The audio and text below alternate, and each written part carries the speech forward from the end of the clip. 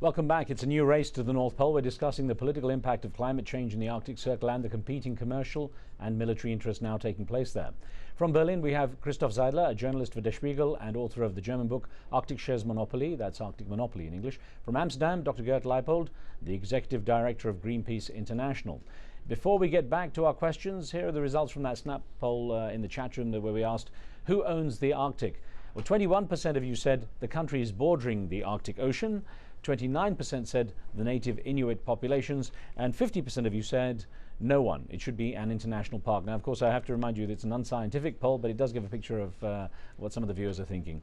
As we get back to our discussion, Ahmed's on the line from Nigeria. Ahmed, what would you like to ask? Yeah, what I would like to contribute to the program is who owns the Arctic. I don't think if that should be an issue for everyone to look at. It is a global issue, so we should look at it from the perspective of global. The UN has to play a role. Every organization has to play a role in this issue. We should not look at it as maybe asking ourselves questions. Okay, Ahmed, let me put this to Christoph Seidler. Do you feel there is a role for the UN in this in the whole race for the Arctic area? Well, actually, we need to understand that the polar states, the 5 states bordering the Arctic, would be quite upset even by the question who owns the Arctic. Because legally, in terms of public international law, the question is clear. And the UN plays a role there in the sense of the UN Convention on the Law of the Sea that I've mentioned before. So theoretically and legally, it's totally clear. We might challenge that from a moral perspective or from an ethical standpoint, but in general, the question is clear, and the UN has a role there, but it has no role as a place to settle disputes, because actually the states who agreed to implement all these regulations in the Convention on the Law of the Sea did not want that the UN plays a dispute settlement role here. But Christoph, isn't it complicated by the fact that the US hasn't signed that law, as we mentioned earlier, and the fact that Russia's now extended its territorial claims, and the UN is going to be re-evaluating that later on this year?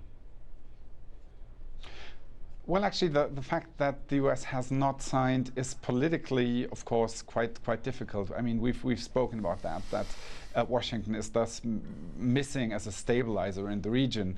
But from a legal point of view, it is still possible for Canada, for Denmark and Greenland, for Russia, and also for Norway to submit claims. Actually, Norway has submitted its claim and has already gotten back the results from the Commission this year. So Norway has gained another 335,000 square kilometers in the Arctic already. Politically, it might be important that the US is missing. So far, legally, it's not important. It seems there's some scope for negotiation, though, to extend territory. Christoph. Well, theoretically, this whole argumentation is based on scientific arguments. In the UN Convention on the Law of the Sea, you find pretty detailed procedures how to delimit the outer limits of the territories. In practice, of course, there is a little bit of room for maneuvering there, but theoretically, the criteria are scientific. Okay, Dr. Leipold. It's not like a big bazaar or so where the countries can trade. Right. Dr. Leipold, I wanted to bring you in here and actually get a question that came in through our Facebook webpage from Jonathan Mengistu, who wrote in saying, since the Western hegemony of the Middle East is nearly complete, it figures that the Arctic Circle would be next.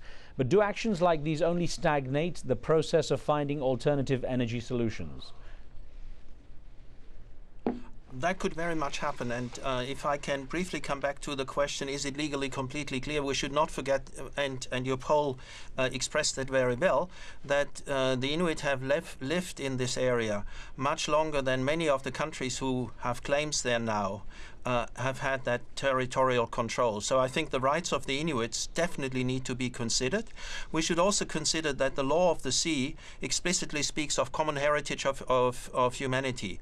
And common heritage does not just mean the right for exploitation, but also means a common responsibility, a responsibility for the future. Something, the stewardship for the land, for the sea, for the ice, which actually the Inuit did quite well.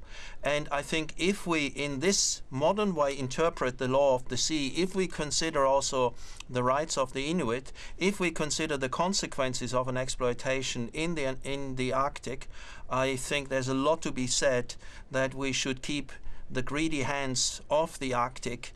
I think it would be good for the Arctic, for the people who live there, and it would be good for the global climate. Before I get to Christoph again, Dr. Leipold, how strong is the case? This is something I wanted to bring up. How strong a case does the Inuit people have? Well, I think their moral case is a very strong one because they have lived there longer than anyone else. They have made life possible up there, and their presence in the Arctic predates any kind of modern territorial claims. Okay, Christoph, I wonder, do you see, earlier when Dr. Leipold was talking about having the Arctic region as a neutral area, as a sort of park, the hands-off kind of territory, do you think that any of that is viably applicable up in the Arctic Circle, as in the Antarctic? Well, as good as the idea sounds and as appealing it sounds, it's politically extremely unlikely. The 5 polar states, including the US in that case, have met in Greenland in May 2008 in Ilulissat at a summit that the Danish government had convened. And at that Ilulissat summit, they signed a declaration which specifically stated that these countries are not interested in additional regulations. They say that the UN Convention on the Law of the Sea regulates the issue. They are not interested in a treaty similar to the Antarctic region. And that is something that we probably might not like as world citizens interested in the common heritage of mankind that Mr. Leipold mentioned. But it is a political fact that's pretty hard to ignore, in my opinion. Dr. Leipold, there's the comments that Christoph Seidler has made, yeah.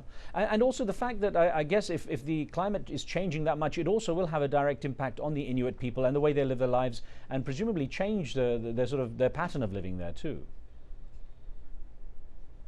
I think their way of living is extremely threatened, and we know that the Inuit are acutely aware of that danger to their lifestyle. So climate change, they are amongst the populations who will be the earliest and the deepest involved of climate change. We know that with the average increase in temperature in the Arctic regions will be higher than it will be worldwide. So because of the very delicate environment, because of the harsh environment for human settlements in the first place, and the fact that climate change is already biting and will have much stronger effect, the Inuit obviously have to be extremely concerned about climate change, but they also have to be concerned that not oil from their lands is used to further fuel climate change. So, Dr. Leipold, what wins out? What, in your opinion, is likely to win? The political thrust or the environmental concern?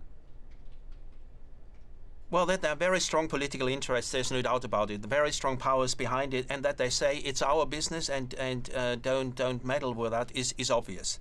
But as we have said numerous times, and I think we all agree on it, the Arctic is of big global significance, and we have to deal with some real global challenges like climate change, which is not just a matter that can be nationalized by a few countries, but need to be dealt with on a global scale. Okay. So I think it's a debate which is just beginning, and it's definitely not finished. Well, I have to thank you both for joining this debate, and thank you very much for your contributions. Thank you. And thanks for being with us on the next show. The former Director of US Homeland Security, Michael Chertoff, talks about his experience with the agency and the role of private contractors in the military agency. Don't forget, you can catch previous shows on iTunes via podcast. This week's featured programs that discussion on chilling effects of Muslim charities in the US. We'll see you next time.